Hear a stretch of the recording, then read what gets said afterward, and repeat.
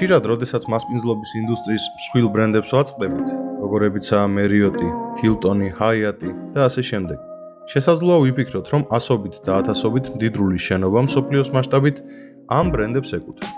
თუმცა სინამდვილეში არც Marriott და არც რომელიმე სხვა სახელოვანი კომპანია ძირითად შემთხვევაში საკუთარ სასტუმროებს არ ფლობს. ამ ვიდეოში ვეცადოთ გავერკვეთ, თუ როგორ ოპერირებენ მსოფლიოს მასპინძლობის უმსხვილესი მოთამაშეები და როგორ იმართება ბრენდული სასტუმროების ბიზნესი. ეს კომპანიები მსოფლიო ბაზარზე ყველაზე პოპულარული და წარმატებული ბრენდებია. Marriott გლობალურად 8700 სასტუმროს მართავს, Hilton 7500, ხოლო Hyatt დაახლოებით 1300-მდე. თუმცა ამ შთამბეჭდავი ციფრების მიუხედავად, ამ სასტუმროების უმეტესობას, როგორც უძრავ ქონებას, ეს ბრენდები არ ფლობენ.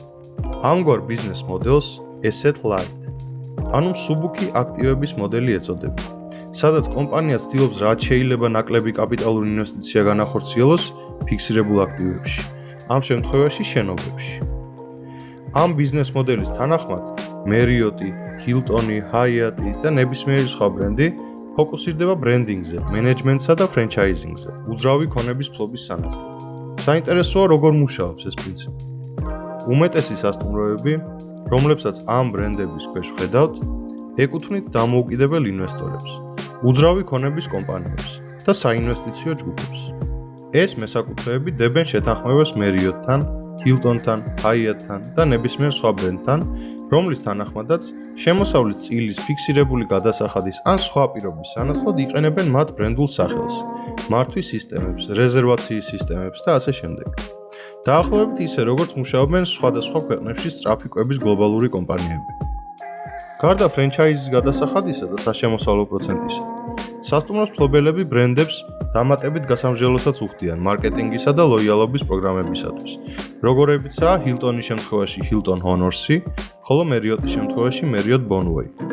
აგრეთვე ზოგიერთი სასტუმრო უშუალოდ ბრენდების მიერ იმართება. ეს ნიშნავს იმას, რომ შენობას ფლობს გარე პირი, თუმცა ყოველდღიურ ოპერაციებს Marriott, Hilton, Hyatt ან სხვა მსხვილი ბრენდი აწარმოებს. ასეთი მიდგომით სასტუმროები მეტადაა მოქცეული საერთაშორისო სტანდარტში, აკმაყოფილებს ბრენდის ყველა მოთხოვნას და სტუმარს მომსახურების მაღალ ხარისხს სთავაზობს. თუმცა უშუალოდ სასტუმროს მეპატრონე ნაკლები რისკის სანაცვლოდ შესაბამისად ნაკლებ სარგებელსაც იღებს. და მაინც, რატომ არიდებენ თავს მსხვილი ბრენდები უძრავი ქონების ფლობას? უპირველეს ყოვლისა, საქმე ეხება რისკების შემცირებას. უძრავი ქონების ფლობა, მისი აშენება და შენახვა დიდ ხარჯებთანაა დაკავშირებული. თავი რომ დავანებოთ ბაზრის არასტაბილურ გარემოს. შენობისა და მიწის ფლობის თვითის მესამე პირზე გადაბარებით, ეს კომპანიები სწრაფად ვითარდებიან და უფრო მოქნილად ითვისებენ ახალ ბაზრებს. მეორე მხრივ, ასეთი მიდგომა გაცილებით მომგებიანია. იმის მაგივრად, რომ მასპინძლობის მსხვილმა ბრენდებმა მილიარდები ხარჯონ შენობის შენახვაზე. მათი ყურადღება ბრენდინგზე, მარკეტინგსა და სამომხმარებლო გამოცდილების გაუმჯობესებაზეა მიმართული. მაგალითისათვის, Marriott-ის შემოსავლის უდიდეს ნაწილს სწორედ ფრენჩაიზის მოსაკრებელი და საპარტნიორო შეთანხმებებიდან მიღებული სარგო შეადგენს. თუ კი სასტუმრო გიგანტები არ ფლობენ უძრავ ქონებას, მაშინ საინტერესოა თუ ვის ეკუთვნის ამ ხელა აქტივები. სასტუმროების უმეტესობა ეკუთვნის რეიტებს, უძრავი ქონების საინვესტიციო ტრასტებს, კერძო კაპიტალის ორგანიზაციებს ან უბრალოდ მდიდარ კერძო პირებს. რეიტები, ანუ საინვესტიციო ტრასტები, ფლობენ მომგებიან უძრავ ქონებებს, მათ შორის სასტუმროებს. თუმცა, როგორც აღვნიშნეთ, ამ შემთხვევაში სასტუმროები უშუალოდ ბრენდის მიერ იმართება, ხოლო შენობის მფლობელები იღებენ სარგებელს გრძელვადიანი ხელშეკრულებებიდან, რომლებიც გარანტირებულ შემოსავალს იძლევა, ზედმეტი საოპერაციო თავის ტკივილის გარეშე. ინდუსტრიის ზრდასთან ერთად Marriott, Hilton, Hyatt და სხვა გლობალური ბრენდები განაგრძობენ გლობალურ ექსპანსიას, ზემოთხსენებული მსუბუქი აქტივების ბიზნეს მოდელით.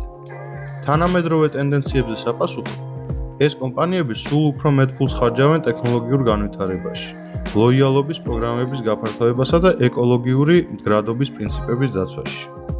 მსოფლიო მსხვილი ბრენდების მთავარი ფოკუსი მიმართულია გამოცდილებაზე დაფუძნებული მასპინძლობის სრულყოფისკენ და ნაკლებად ადარდებთ უძრავი ქონების ფლობის საკითხები.